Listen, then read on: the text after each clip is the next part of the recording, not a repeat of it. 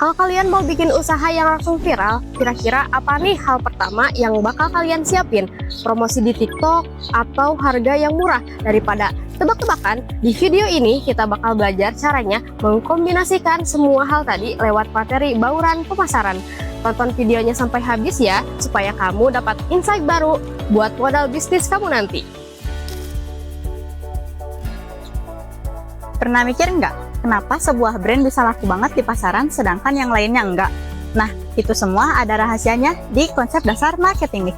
Yuk kita bedah langsung definisinya. Pada kesempatan kali ini, kita akan membahas sebuah fondasi penting dalam dunia bisnis, yaitu bauran pemasaran atau yang lebih sering kita kenal dengan istilah marketing mix. Sebagai awalan, mari kita lihat bagaimana para ahli mendefinisikan konsep ini.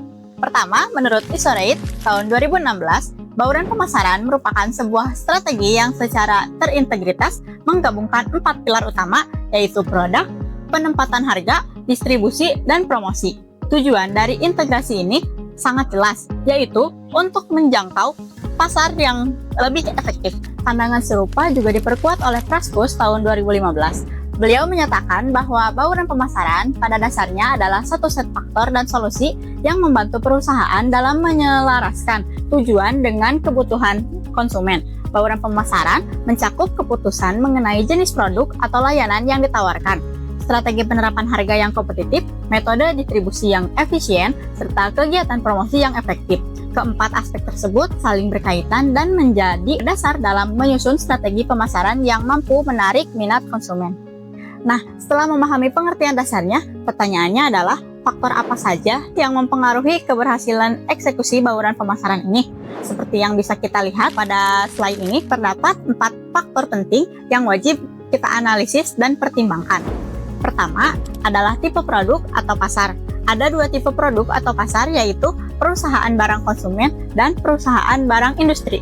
Perusahaan barang konsumen biasanya mengalokasikan lebih banyak dana untuk iklan, menyusun promosi penjualan perorangan, dan kemudian hubungan masyarakat. Sedangkan perusahaan barang industri menyediakan lebih banyak dana untuk penjualan perorangan, diikuti dengan promosi penjualan, iklan, dan hubungan masyarakat. Kedua adalah strategi dorong atau push strategi dan strategi tarik atau pull strategi. Strategi dorong berfokus pada mendorong produk melalui saluran distribusi, sedangkan strategi tarik bertujuan menciptakan permintaan langsung dari konsumen. Ketiga adalah kesiapan pembeli. Perusahaan perlu memahami sejauh mana konsumen mengenal dan siap membeli produk yang ditawarkan. Iklan dan hubungan masyarakat memegang peran utama dalam tahap kesadaran dan pengetahuan. Yang terakhir adalah daur hidup produk yang terdiri dari tahap perkenalan, pertumbuhan, kematangan, dan kemunduran. Setiap tahap memerlukan strategi pemasaran yang berbeda agar produk tetap relevan di pasar. Nah, tadi kita udah paham dasarnya. Sekarang gimana kalau kita breakdown ke rumusnya? Mulai dari produk fisik 4P sampai taktik industri jasa lewat 7P. Penasaran kan apa aja komponennya? Yuk kita bahas. Bauran pemasaran atau yang sering disebut sebagai marketing mix adalah kombinasi dari 4 elemen utama yang digunakan oleh perusahaan untuk memasarkan produk atau layanan mereka. Elemen-elemen ini sering dikenal sebagai singkatan 4P, yaitu yang pertama ada produk, dapat berupa jasa, barang, kegunaan, tidak hanya barang berwujud atau jasa, namun segala sesuatu yang terkait dengan apa yang ditawarkan produsen. Yang kedua ada price atau harga, merupakan sejumlah uang di mana konsumen membayar untuk memperoleh produk maupun jasa atau sejumlah uang yang ditukarkan konsumen atau nilai dari suatu produk guna memperoleh manfaat atau kepemilikan atau penggunaan atas produk. Yang ketiga ada place, yaitu tempat distribusi berkaitan dengan bagaimana produk dapat tersedia dan dijangka oleh konsumen sehingga konsumen dapat memenuhi kebutuhan keinginannya. Yang keempat ada promotion atau promosi, merupakan sesuatu yang digunakan untuk mengkomunikasikan pasar terkait dengan produk atau jasa yang baru melalui iklan, penjualan pribadi, promosi penjualan maupun publikasi. Keempat elemen ini harus berjalan secara terintegrasi agar strategi pemasaran dapat mencapai hasil yang optimal. Dalam konteks pemasaran barang, elemen-elemen ini biasanya terdiri dari 4 komponen utama yang disebut 4P. Namun pemasaran jasa, bauran ini sering diperluas menjadi 7P untuk mencakup aspek unik yang relevan dengan sektor jasa. Berdasarkan penjelasan dari Ismanto tahun 2020, bauran pemasaran 7P ini dirancang untuk memberikan kerangka kerja yang komprehensif dalam strategi pemasaran, terutama dalam industri jasa. Seperti yang bisa kita lihat pada slide, elemen 7P ini dibagi ke dalam beberapa aspek penting. Pertama, produk, yaitu apa yang kita tawarkan kepada konsumen. Kedua, itu ada price, harga. Strategi penetapan harga bisa dibagi menjadi 3 pendekatan umum.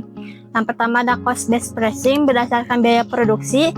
Yang kedua ada value based pricing berdasarkan nilai yang dirasakan konsumen. Yang ketiga ada competition based pricing berdasarkan harga pesaing. Ketiga yaitu ada place, tempat yaitu lokasi atau saluran distribusi. Keempat promosi yaitu bagaimana kita mengkomunikasikan produk kita. Yang kelima ada orang yaitu SDM yang melayani konsumen. Yang keenam ada physical evidence atau bukti fisik yaitu penampilan fisik tempat usaha atau logo yang membangun kepercayaan. Dan yang terakhir yaitu ada proses yaitu alur pelayanan dari awal hingga selesai yang dialami konsumen. Oke, strateginya udah lengkap nih. Tapi sebenarnya apa sih tujuan utama dan dampak nyata dari bauran pemasaran ini buat perkembangan bisnis? Langsung aja yuk kita bahas poin terakhir ini sampai tuntas. Menurut Rakuti 2010, tujuan dari bauran pemasaran khususnya kegiatan promosi adalah untuk mempengaruhi dan mengelola perilaku konsumen secara efektif dan secara spesifik.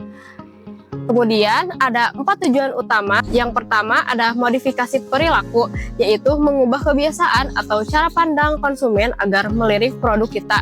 Yang kedua, memberitahu, yaitu mengedukasi pasar bahwa produk atau solusi yang mereka butuhkan itu ada.